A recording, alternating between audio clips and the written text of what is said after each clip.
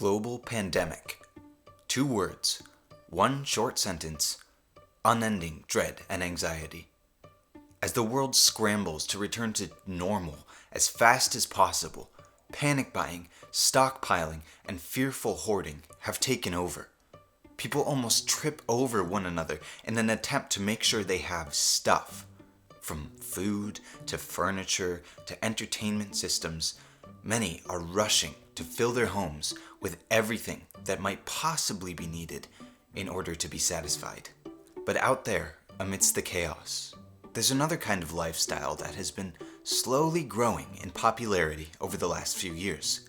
In the past few weeks alone, this lifestyle has grown exponentially in relevance and applicability. This lifestyle is known as minimalism, and the time to embrace it is now. My name is Garrett Van Dyke, and I am a minimalist. I don't own a lot, but what I do have is there because it brings value to my life.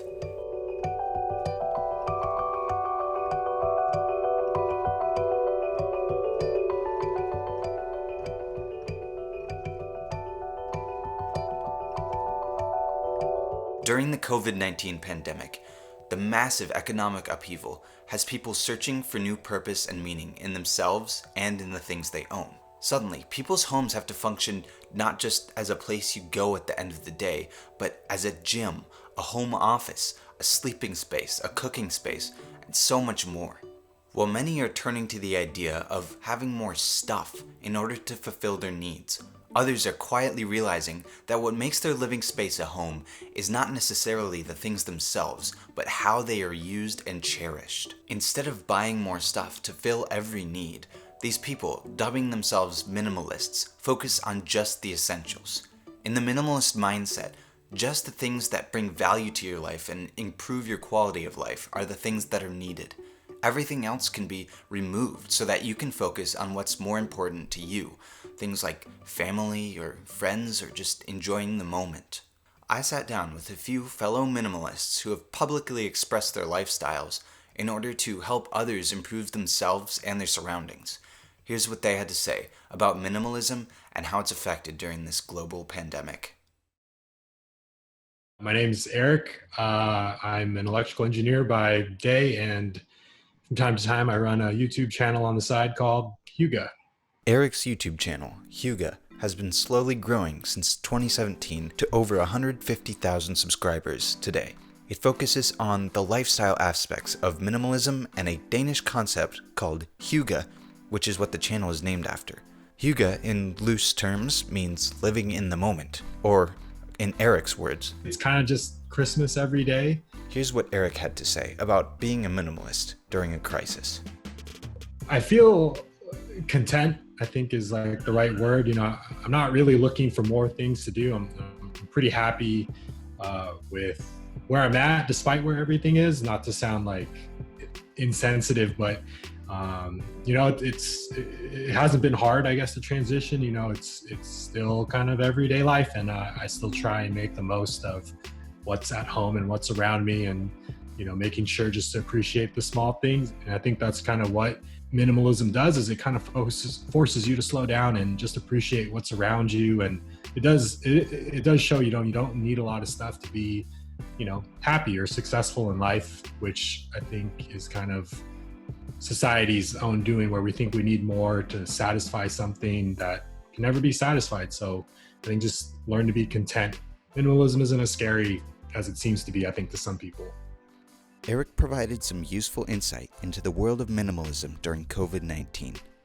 In order to get a second perspective, I chatted with Signe, a fashion influencer and content creator from Denmark. Through her YouTube channel and blog, she inspires thousands of people to use less and find contentment without relying on material things. I'm Signe, and I am a full-time content creator. When I asked her about the role of minimalism in her life, here's what she had to say.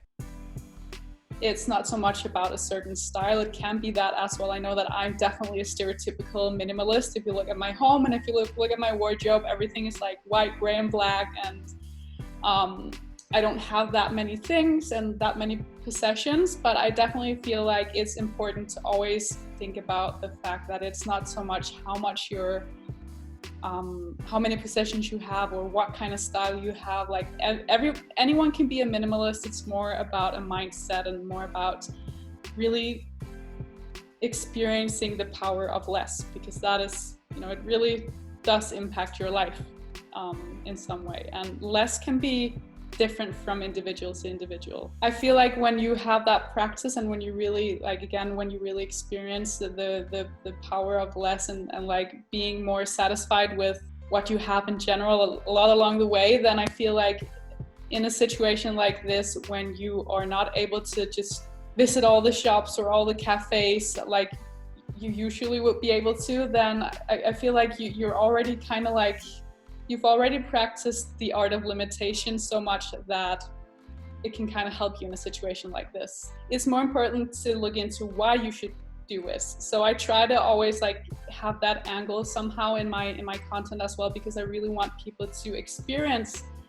the feeling of minimalism, and not only like minimalism as something you can try to do and you can declutter your life, but really experience what it feels like when you learn to say no to the excess, because that is what is most important, I think.